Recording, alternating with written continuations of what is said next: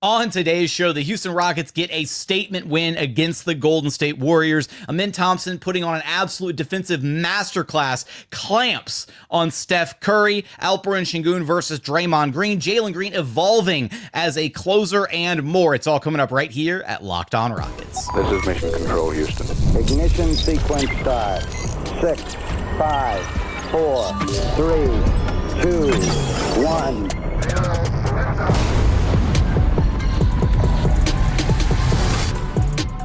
Warriors come out to play.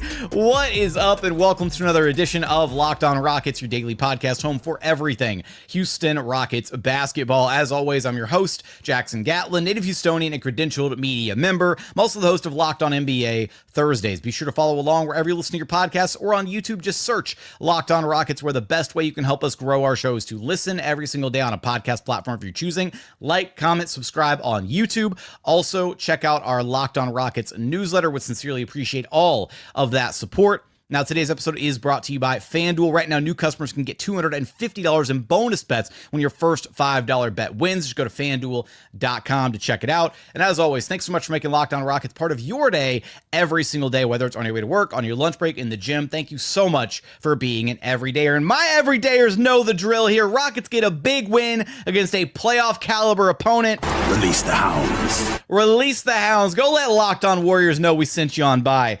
Rockets getting the 106-96 win against the Golden State Warriors. Supposedly the real 2 seed of the Western Conference. I do not subscribe to that notion, and neither should you. The Rockets looked like a pretty solid 2 seed, in my opinion, in this win against GSW. Going to talk about Ime Thompson's absolute defensive masterclass against Steph Curry in this game, Alperen Sengun versus Draymond Green, the altercation, the insanity that is going up against Draymond Green and watching his antics in a game, and Jaylen Green delivering in a big way to close out this game for the Rockets in the fourth quarter, evolving as the Houston Rockets closer. And I want to start with the defensive side of things, because the Rockets do not get this win without Ime Thompson being the tip of the spear defensively the way that he was in this game.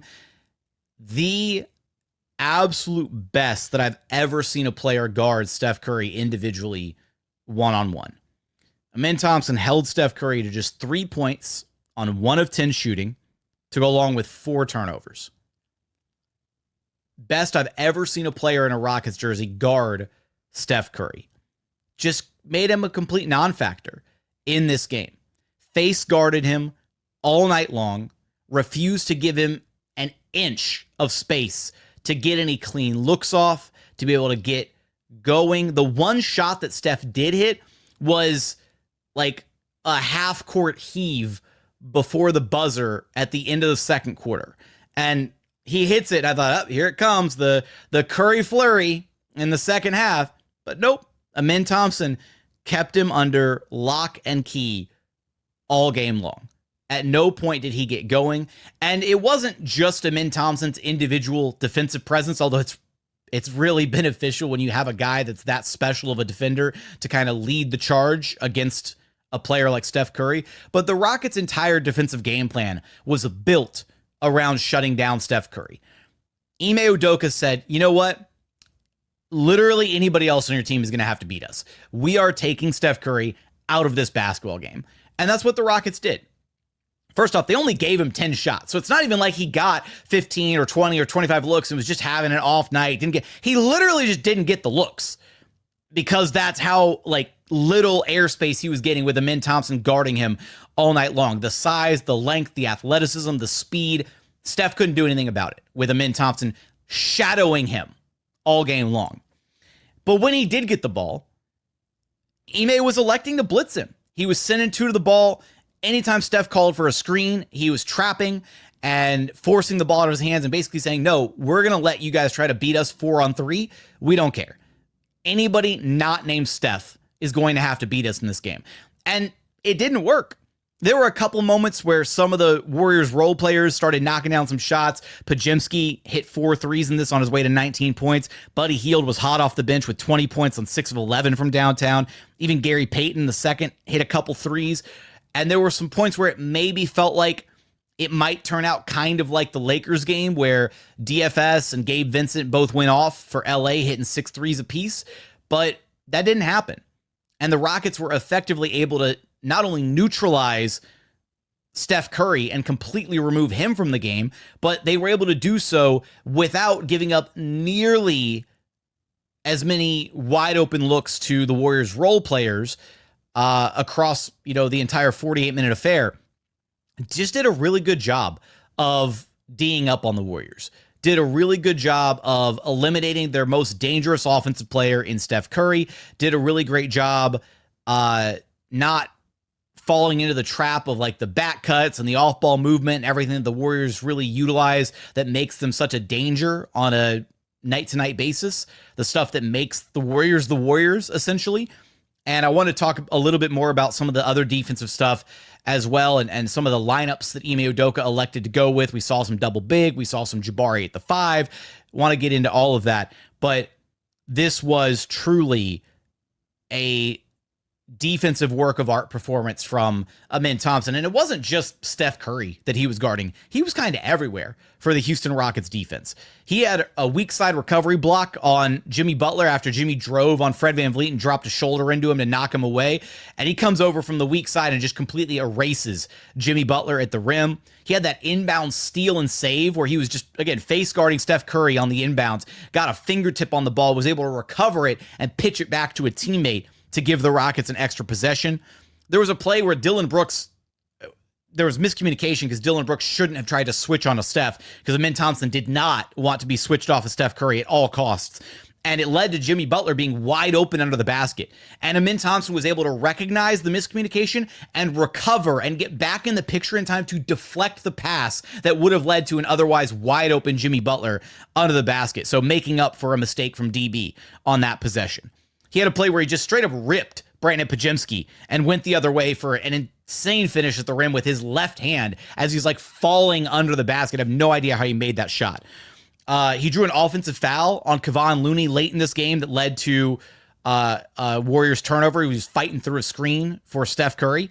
Just sheer determination to make it through that screen and to force Looney, to force the ref to blow the whistle for the offensive foul. And then on the final, I believe this was basically the final defensive play of the game before Steve Kerr waved the white flag and pulled the starters. But Steph Curry got the switch onto Jaylen Green. And I want to, as an aside, Jaylen Green had some phenomenal individual defense on Steph Curry in this game as well. He had a play where he just ripped Steph and then dove on the floor for the loose ball and then was able to get it pitched out the other way for the Rockets to go and attack in transition. But some great defense from Jalen. But on that final defensive play, Jalen was D'ing up on Steph. Steph tried to drive on him, and Ime Thompson dug in from the wing and forced Steph to dribble the ball off his own foot and turn it over. Again, one of his 4 turnovers on the evening. More turnovers than points for Steph Curry in this game. Ime Thompson is holding all-star guards just 40.7% shooting and only 25.6% from 3 so far this season via Stat Mamba.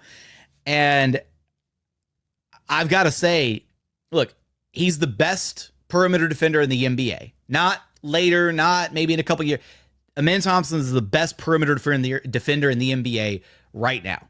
He just clamped Steph Curry. He did it to SGA the other night. He did it to Luka last week. Even though the Rockets lost that game, he held Luka to a very pedestrian evening in that game. And he's been doing it all season long. He's the best defender on one of the best defenses in the NBA. I think he is a leading candidate for Defensive Player of the Year. I think he needs to be on the short list of names for DPOY, and voters need to recognize the sheer impact that he has on a night-to-night basis as the tip of the spear for this Houston Rockets defense. Rockets don't get this win without Ime Thompson completely eliminating Steph Curry from this game. Coming up, Want to talk about the game flow, want to get into the Alperen Sengun versus Draymond Green situation, as well as Jaylen Green evolving as the Houston Rockets closer and more. We're going to get there in just one moment.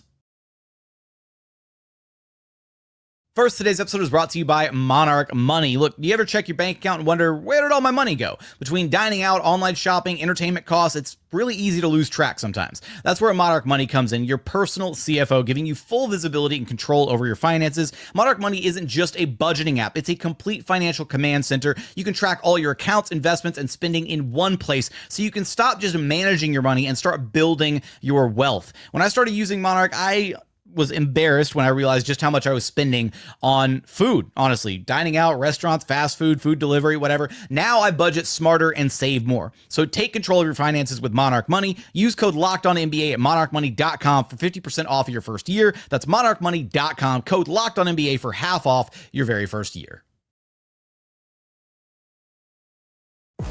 And continuing on here at Locked On Rockets, your daily podcast home for everything Houston Rockets basketball. All right. Let's talk a little bit about Alperen Sengun versus Draymond Green, because my goodness, Alpy took a beating in this game from Draymond.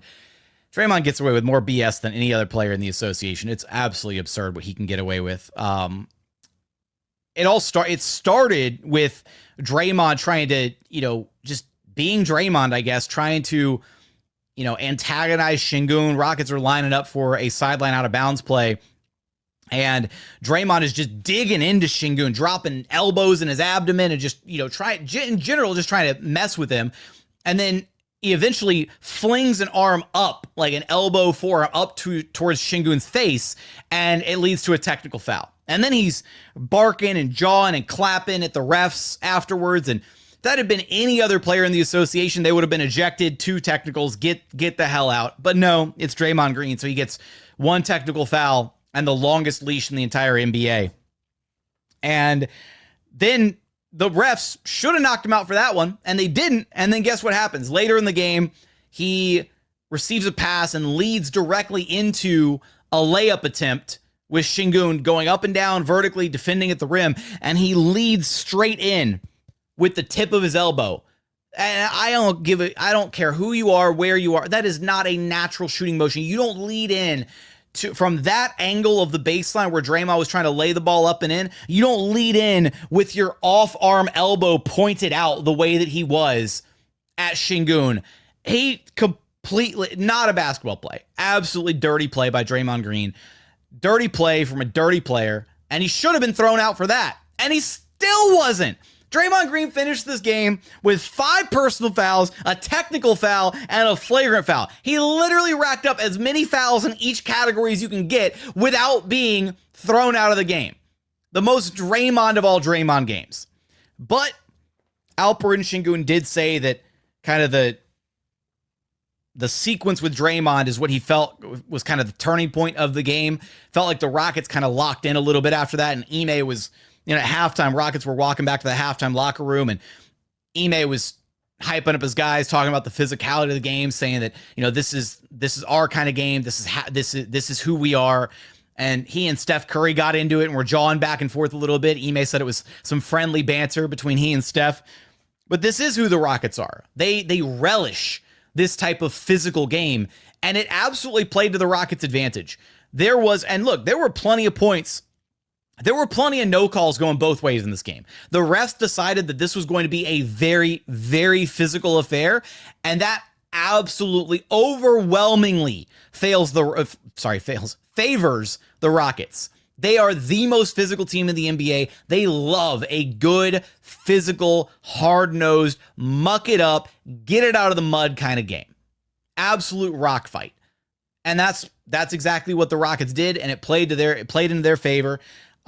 Warriors were at a loss. They were not getting the benefit of the doubt from the officials on calls that maybe would normally go their way. And you could tell it was getting to them. There was some frustration setting in throughout this game from guys like Steph, a little bit from Jimmy Butler. Guys were just all out of sorts because they weren't ready for the physicality and how imposing the Rockets were in everything that they were doing. And Sengun didn't back down from Draymond either. I love that too. Like, Sengun started after that whole situation with Draymond, and then later when he got clocked in the face, Sengun just started taking it straight to the Warriors. He was being so aggressive, and look, he struggled at the end of the day, only 7 of 17 shooting, and there were some moments, some, ill-advised moments offensively, led to some turnovers. Was not a perfect night for Sengun, but you appreciate the aggressiveness. You appreciate how aggressive he was rebounding the ball. 14 boards overall, 7 of them coming on the offensive glass, trying to keep plays alive.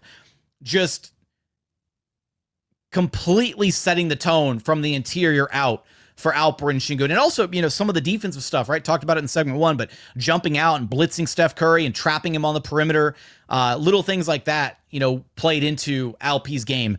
And at the end of the day, the Rockets did enough to be able to pull away from this one. They had a 32-26 third quarter. And then in the fourth quarter is where things got a little dicey. They, at the top of the fourth quarter, the Rockets wound up having a bunch of turnovers all in a row. Alp had a turnover. Jabari had a turnover. Aaron Holiday had a turnover. So 3 turnovers in less than 3 minutes at the top of the fourth quarter allowed the Warriors to kind of cut back into it. The Rockets took a 7-point lead into the fourth quarter, 83-76. And those 3 turnovers and some missed shots by the Rockets and some made shots by the Warriors basically led it to being a 1-possession game, 83-81. The Warriors went on a little 5-0 run to start the quarter. And then the Rockets were able to kind of slowly respond. They got some points back up on the board. They kept things moving just a little bit. And then Jaylen Green stepped up in a really big way. And after Buddy Hield knocked down a 3 to make it a 7-point game again with about 6 minutes left, Jaylen Green went on an absolute tear. He scored the next 10 straight points for the Rockets. First bucket coming off of a Jabari Smith Jr. offensive rebound. It was actually a Jaylen Green missed 3. Jabari got the offensive rebound around the free throw line, and then Jaylen cut in towards the rim, and Jabari pitched it off to him perfectly, and Jaylen was able to go up and dunk it home for 2. So that was the first bucket in this 10-point stretch by Jaylen. Then Jaylen comes down. He knocks down a filthy step-back three-pointer on Steph Curry, just completely snatched Steph's ankles, and then canned a three-pointer to make it 96-86. Then, very next possession, Jalen Green knocks down another three-pointer. This one teed up by Ime Thompson. Ime Thompson was driving, then reloaded, then drove again, and was able to get deep enough into the Warriors' defense and then flip the ball back out to Jalen Green that he was able to get a wide-open look at it, knock down that one. That was the largest lead of the game for the Rockets at that point, 99-86 with just over 4 minutes left to play.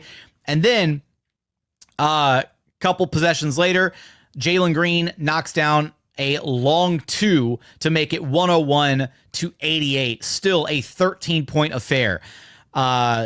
Just an absolute little 3-minute takeover where Jalen Green scored 10 straight points for the Rockets. 10 of his 21 for the evening coming there in that fourth quarter. And this was exactly what you want to see from Jalen Green as the closer for this franchise. This is exactly what you want to see from him, taking over a game late when the Rockets needed buckets, when they needed to keep the scoreboard moving and just keep the Warriors at arm's length. They were able to do that. And Jalen Green knocked down some ridiculously tough buckets to be able to do that. And he has to be the Rockets closer. He does. There's going to be games where it's going to be Jalen. There's going to be games where it's going to be Jalen and Sengun. And there's going to be some games where it's going to be just Sengun. But the Rockets are at their deadliest when they can go to any of those 3 options. It's when none of those options are available, when Sengun's having a bad night and Jalen's having a bad night, so you can't go to the 2-man game between them, and then you got to rely on Fred, or you got to rely on Dillon, or you got to rely on somebody else. That's when the Rockets are in trouble. But when Sengun has it going, he can be your closer. When Jalen has it going, he can be your closer. And when those 2 guys are both going together, that's when you can rely on the 2-man game, and then either one of them can be your closer. Pick your poison. But just a fantastic stretch by Jalen Green, who was having a relatively quiet night going into that fourth quarter, to be able to then take over that final frame on his way to his 21-point evening. Finished 9 of 19 shooting from the floor, 3 of 7 from downtown. Again, a couple of those threes coming in the fourth quarter. Had 3 rebounds, 5 assists, 2 steals, and a blocked shot. Did play some stellar defense on Steph Curry. And the way that he just kind of ran the show in this game, getting downhill, trying to pick apart the Warriors defense, making passes, making proper reads. Jaylen Green continues to really impress as the lead guard for this Houston Rockets team. And at the end of the day, when he's able to make those big plays down the stretch, the Rockets are going to be a really, really hard team to beat in the playoffs. Coming up, I want to talk about some of the lineups and schemes that we saw Ime Udoka deploying in this game, as well as Jabari Smith Jr.'s huge impact off of the Rockets bench. We're going to get there in just one moment. First, today's episode is brought to you by FanDuel. The NBA playoffs are almost here, and FanDuel is giving new customers an incredible way to get in on the action. Right now, when you join FanDuel and place your first $5 bet, you get $250 in bonus bets if your bet wins. FanDuel makes betting so easy, whether it's picking your favorite team or diving into different player props. From three-pointers to steals to assists, FanDuel has so many ways to bet on your favorite player props. Plus, after the game tips off, you can even combine live prop bets into a same game parlay for a chance to win big. Just head on over to FanDuel.com and claim your $250 in bonus bets today. And final segment here at Locked On Rockets, your daily podcast home for everything Houston Rockets basketball. So Ime Udoka's been kind of settling into his playoff rotation more or less, and it's been the Rockets starters with, of course, the Aries, Tari, and Jabari coming off the Rockets bench, and then Steven Adams as well. And it feels very much like that 8-man rotation is more or less going to be the Rockets playoff rotation. Maybe some spot minutes here and there from Aaron Holiday, who did play 11 minutes in this game as the Rockets kind of 9th man off the bench. But the different lineup permutations in these past 2 games in particular, first against the Thunder and now against the Warriors, we're seeing Ime Udoka find pockets in a given game to deploy both the double big lineup, which he used effectively in this game with Adams and Sengun out there at the same time, as well as the Jabari small ball at the 5 lineups, where you play Jabari at the 5 and you got this versatile switch everything defense where you can guard 1 through 5 and everybody's able to switch, and it really is supposed to be able to flatten out an opposing team's offense. But surprisingly, I actually thought the Rockets did much better with the double big lineups in this game than I would have thought they would have done against a Warriors team that moves the basketball as well as they do. But I realized one of the reasons that the double big lineup probably actually fared and looked a little bit better than the switch everything lineup. The best way to beat a switch is by slipping. And that's one of the things the Warriors are so adept at doing. They've been fantastic at doing it for years, is they slip their screens with the best of them. And when you have, voice crack.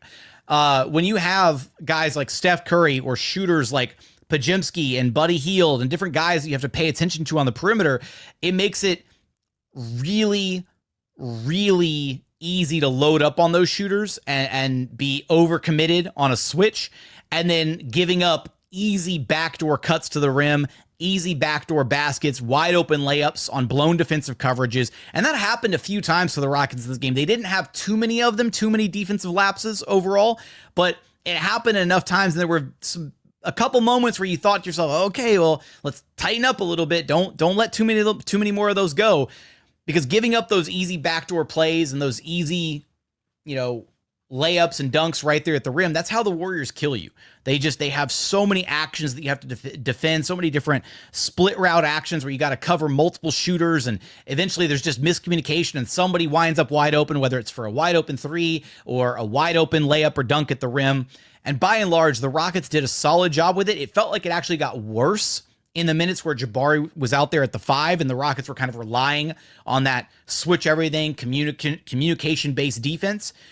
Whereas when they were running the double big lineup, with each player kind of responsible for one area of the floor, it felt like the Rockets actually did an overall better job kind of sticking to an area and not necessarily losing sight of any of the Warriors players to where they could kind of get behind the defense and be in position for a wide open shot at the rim. When you've got Steven Adams floating around the basket, as the fact that he's looking a little bit more springy and has been blocking some shots as of late, he actually did a good job as kind of that backline defense. And the Rockets' other players running that 2-3 zone did a really good job of pressuring, keeping the Warriors off of the three-point line. The Rockets did a phenomenal job defending the three in this game. Warriors only shot 37.2%, which is a respectable number, but, you know, based on how the Warriors want to play, like, it was not sustainable with how great the Rockets were at defending at the rim, limiting their own turnovers and preventing the Warriors from getting out and running and getting those easy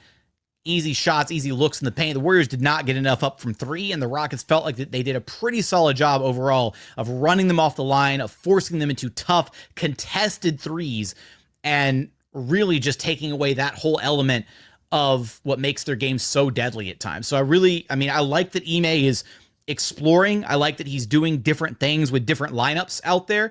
And I like that we're not seeing, oh, this is just a game where we're only going to use the double big lineup. Oh, this is just a game where we're only going to use Jabari as the backup five, and there's not going to be any Steven Adams minutes or Jock Landale or whatever.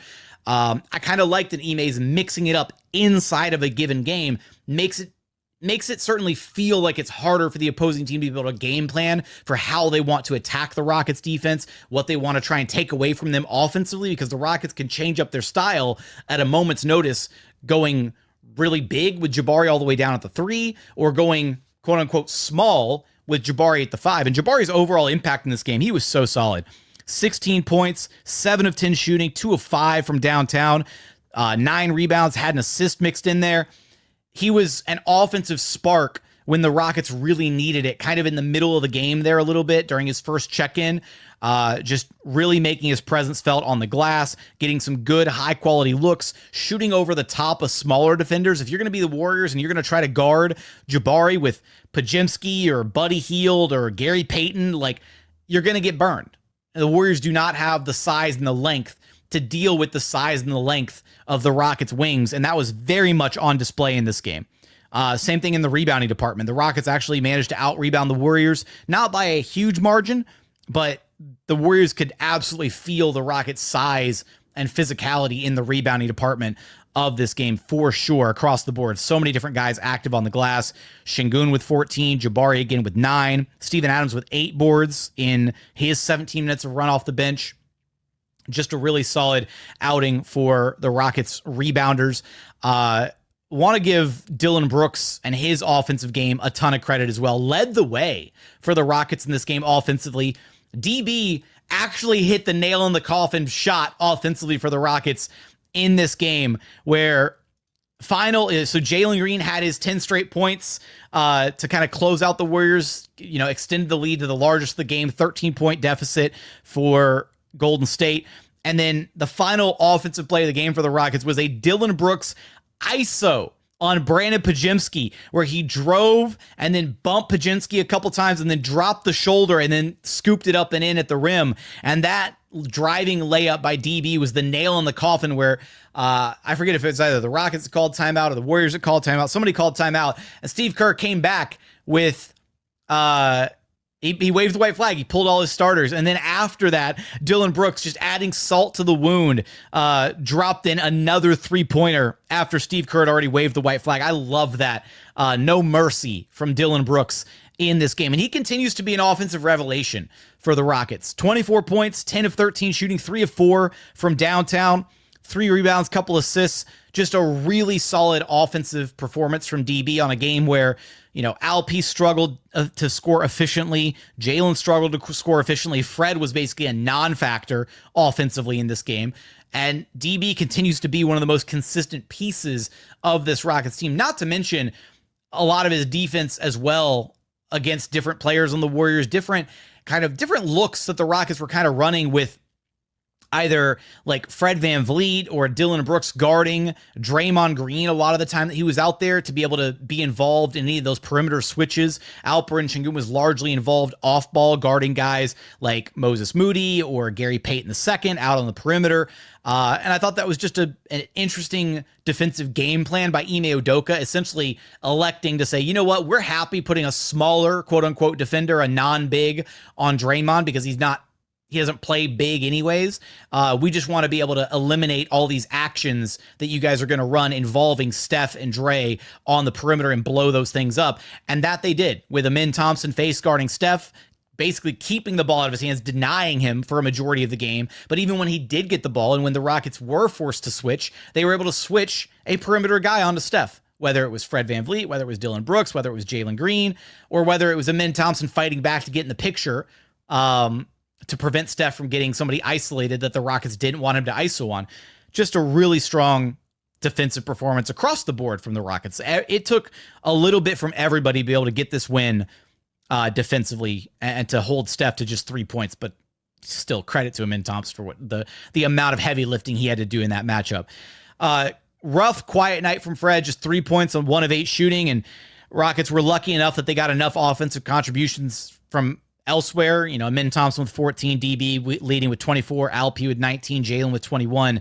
But these off nights from Fred are just backbreakers, because Fred's going to need to be able to at least knock down the open shots he gets within the flow of the offense come playoff time. Because if Fred can't keep defenses honest, then it's going to get really ugly really quick for Jalen Green and Alperen Sengun if they realize that they can just double off of Fred. Or at the end of the day, they may just have to double off of Fred anyways. They may just subscribe to the notion, hey, somebody not named Jalen or somebody not named Alp is going to have to beat us. And that means that Amin is going to have open shots. Dillon is going to have open shots. And Fred is going to have open shots. And Fred needs to be able to at least knock down the wide open looks that he's getting at a decent clip. 1 of 5 shooting from downtown is not going to cut it. That's 20%. Like, you got to be better than that. And Fred's been slumping hard for a little while now from 3, so hopefully he's able to knock that off before the postseason gets here. Another quiet night for Tari Eason, offensively at least, really struggling to score the ball in this game from the perimeter. Just 4 points, 0 of 3 from downtown, 2 of 7 overall.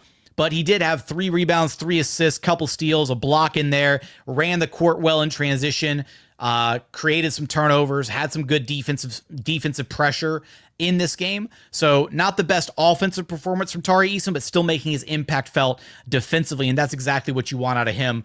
But Tari's another one of those guys where when teams look at the Rockets and are going to game plan for them for a 7-game playoff series, Tari Eason's going to be one of the guys that has to be able to knock down perimeter shots. Like, the Warriors were very willingly giving up wide open shots to Tari Eason. He was the guy that they were helping off of, and he was the guy that the ball was winding up in the hands of, because other guys were on the scouting report as close out hard, run them off the 3-point line, this, that, and the other thing. Tari got multiple wide open looks, needs to be able to convert on them at the end of the day. Love this win for the Rockets because it's a good taste. It's a continued taste of what playoff basketball is going to be like. And for the Rockets to be able to get the win against OKC, then go into Golden State and get this win against this Warriors team, as good as they are and as good as they've been this season since adding Jimmy Butler to the mix, fantastic win. Definitely a statement win. Hopefully something that the national media will be able to pick up and run with instead of that BS about the Warriors being the real 2 seed of the Western Conference. How about you talk about the actual 2 seed of the Western Conference and how dominant they've looked in back-to-back games now against the Thunder and now the Warriors. And the gauntlet continues. They've still got a bunch of tests coming up. They've got to deal with the Clippers next up on the schedule, and then they're going to have their rematch against the Lakers Wednesday and Friday, and then one more game after that at home against the Denver Nuggets to round things out. And look, the Rockets are now, their magic number is 1. They are 1 game away from clinching the 2 seed. They've officially clinched a top 4 seed, though. Or actually, I believe they've officially clinched a 2-3 spot. So the lowest that they can be in the Western Conference standings race is the 2 seed now, which is very exciting stuff. One more win or one more, I believe, Lakers loss, and it guarantees the Rockets get the 2 seed. Then TBD on whether or not they want to rest or relax over these last couple games, or if they're going to try hard to finish with the best record possible and make sure they get a good set of data points on the Clippers and the Nuggets heading into the postseason for additional, scouting reports and all that kind of stuff to be able to game plan for those teams specifically in any postseason matchups that they have. But a huge win for the Rockets, a statement win, a defensive player of the year type game from Ime Thompson. Great closing performance by Jaylen Green. Great resiliency by Alperen Sengun to deal with Draymond's antics and BS and respond throughout this game after having to deal with that. Just a great all-around win for the Rockets. I want your thoughts on this game. Let me know in the YouTube comments how you felt about this dub against the Warriors. Tell me your favorite moments from the game, all that good stuff. But as always, thank you so much for watching. Remember, the best way to help us grow our show is to listen every single day on a podcast platform of your choosing. Like, comment, subscribe on YouTube. Also, check out our Locked On Rockets newsletter. But as always, thank you so much for watching. Thank you so much for listening. And we look forward to having you back right here at Locked On Rockets, your daily podcast home for everything Houston Rockets basketball.